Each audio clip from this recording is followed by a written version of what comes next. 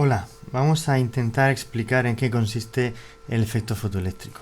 El efecto fotoeléctrico, una definición sencilla sería decir que es la emisión de electrones que se produce en un material cuando sobre él incide una radiación electromagnética, ya sea de luz visible, ultravioleta, como sea una radiación electromagnética. Es decir, lo que estudiamos es qué sucede cuando la luz llega a, por ejemplo, en este caso un metal que tiene electrones libres e inciden sobre él un rayo de luz de una frecuencia determinada y ver qué sucede. Bueno, pues lo que sucede es que algunos de los electrones que están en ese metal como consecuencia de esa luz que llega, pues salen despedidos del metal, ¿vale? Eso es el efecto fotoeléctrico. Entonces vamos a intentar explicar por qué y cómo se produce. Para conseguir entenderlo es fundamental entender qué son las ondas electromagnéticas. Es lo primero que vamos a explicar. Vamos a intentar empezar a entender cómo funcionan las ondas electromagnéticas. Recordamos que una carga eléctrica en reposo, si yo tengo un electrón, siempre generaba un campo eléctrico, ¿de acuerdo? Un campo eléctrico que dependiendo de dónde, de si teníamos un protón o un electrón, pues era un campo que iba hacia adentro o hacia afuera, ¿de acuerdo? Y teníamos la fórmula del campo eléctrico que era la K por la Q partido del cuadrado de la distancia. Vale, entonces, una carga eléctrica en reposo genera un campo eléctrico. Pero cuando una carga eléctrica se mueve, o sea, una corriente eléctrica, lo que genera son campos magnéticos perpendiculares a ella, que es lo que podemos ver aquí, ¿de acuerdo? Aquí tenemos una carga eléctrica que ha generado un campo eléctrico, pero que al moverse además genera un campo magnético perpendicular a ella, ¿de acuerdo? También es cierto que los campos magnéticos son capaces de generar campos eléctricos, es decir, que generar campos eléctricos generan corrientes eléctricas que los pueden generar. Entonces, ambos campos están relacionados. Entonces, ese es el origen de las ondas electromagnéticas. Un campo, ya sea eléctrico-magnético, oscilante, que genera la aparición del otro, que es perpendicular y que va en fase con él, como podemos ver en el dibujo, va en fase, que es perpendicular uno de otro, y se desplazan a la vez. Se propagan a la velocidad de la luz, incluso en el vacío. ¿De acuerdo? Esto es importante porque el descubrimiento de los campos de las ondas electromagnéticas permitió descubrir que la luz era una onda electromagnética. Es decir, la luz es un ejemplo claro de onda electromagnética.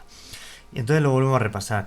Una carga eléctrica que está en movimiento, que está acelerando, no nos sirve que esté en movimiento continuo y uniforme, sino que esté acelerando o decelerando, genera a su vez un campo magnético, ¿de acuerdo? Y eso es una onda electromagnética, un campo eléctrico y un campo magnético que se mueven en fase y perpendicularmente, ¿de acuerdo? Entonces esto nos lleva a ver cuál es el origen de las ondas electromagnéticas. Las ondas electromagnéticas se producen por cargas aceleradas, ¿no? Al acelerarse una carga eléctrica que se pone en movimiento, genera un campo eléctrico variable e induce un campo magnético. Y las dos juntas es una onda electromagnética. Entonces, una carga acelerada, si volvemos al principio, una carga acelerada irradia energía en forma de ondas electromagnéticas. Es decir, una onda electromagnética lo que es también es energía, es decir, lleva energía. La siguiente pregunta podría ser, vale, entonces, ¿qué es qué compone una onda electromagnética? Bueno, pues una onda electromagnética está compuesta de fotones, ¿de acuerdo? Esto tenemos que comprenderlo. ¿Qué son los fotones? Los fotones es la partícula mínima de energía luminosa o de energía electromagnética, ¿vale? Digamos que es la partícula elemental en todo lo que tiene que ver con la cuántica. Recordad que la cuántica lo que nos decía es que las cargas o la energía ocupaban ciertos valores, no eran continuos, ¿de acuerdo? Podían tener un valor o el siguiente entre los cuales había una distancia, pero no cualquier valor entre ellas dos. Eso era la cuantización, ¿de acuerdo? Entonces, quedamos con esa idea que es la partícula elemental de todo lo cuántico. Bien, entonces vemos que los fotones son la unidad de la onda electromagnética, la unidad constituyente de la onda electromagnética. ¿De acuerdo? Además, cada fotón tiene una energía característica y esa energía que tiene está determinada por su frecuencia. ¿De acuerdo? Es decir, la frecuencia de una onda, recordad lo que era la frecuencia de una onda, la diferencia en frecuencia entre esta y esta, ¿de acuerdo? Determina la energía que tiene y acordaos que era según la fórmula de que la energía es la constante de Planck por la frecuencia. ¿Vale? Entonces, si cada fotón tiene una característica determinada por la frecuencia de la onda de luz, el concepto de la energía del fotón es importante para entender qué es lo que pasa y cómo sucede el efecto fotoeléctrico.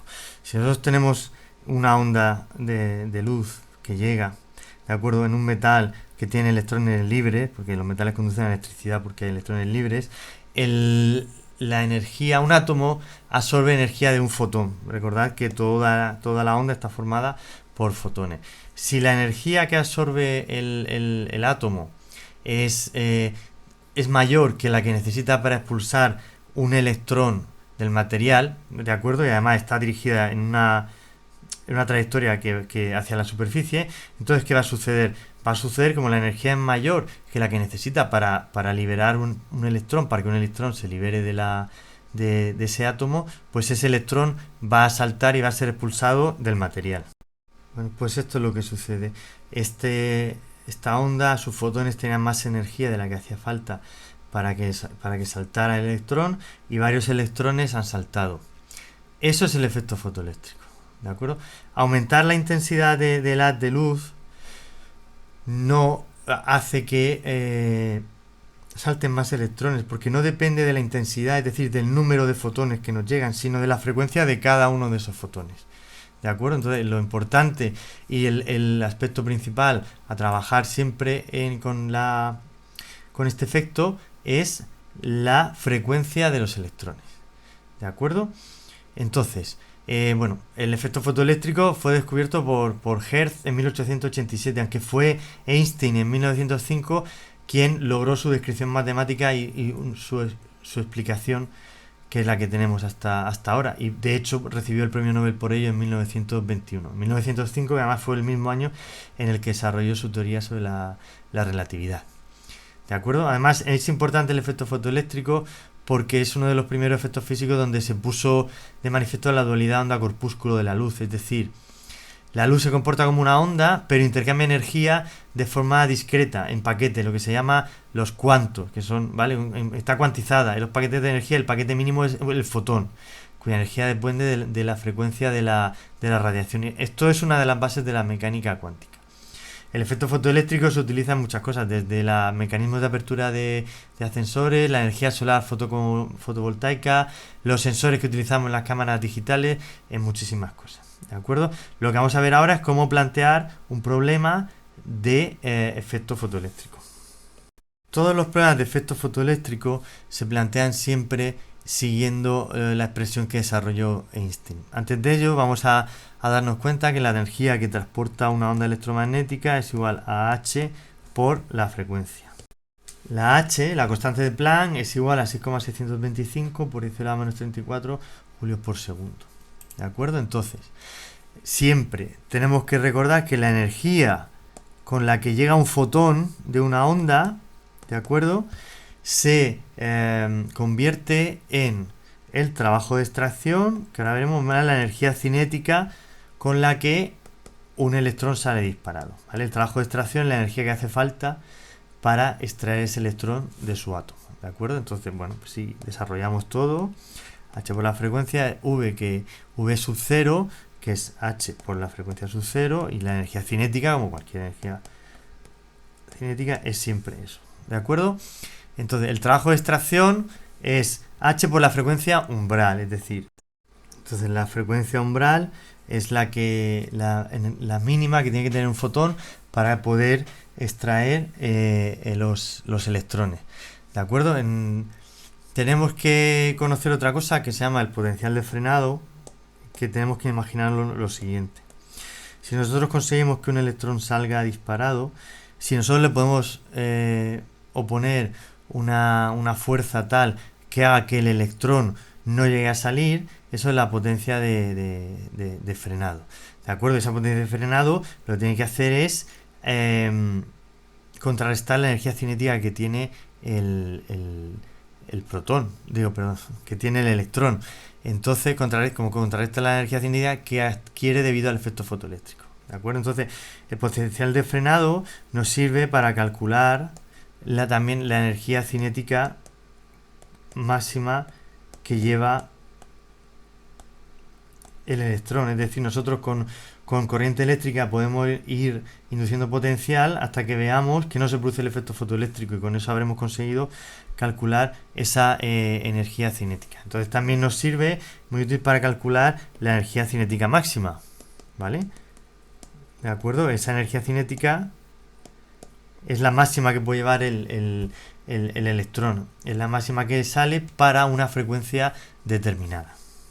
Entonces, todos los problemas de efecto fotoeléctrico lo que harán serán centrarse en algunos de los aspectos que vienen aquí. Es decir, nos hablarán o de la energía que tiene el fotón, o sobre el trabajo de extracción, o sobre la energía cinética que adquiere un electrón cuando sale, o su velocidad, o incluso cuál es el potencial de frenado. ¿De acuerdo?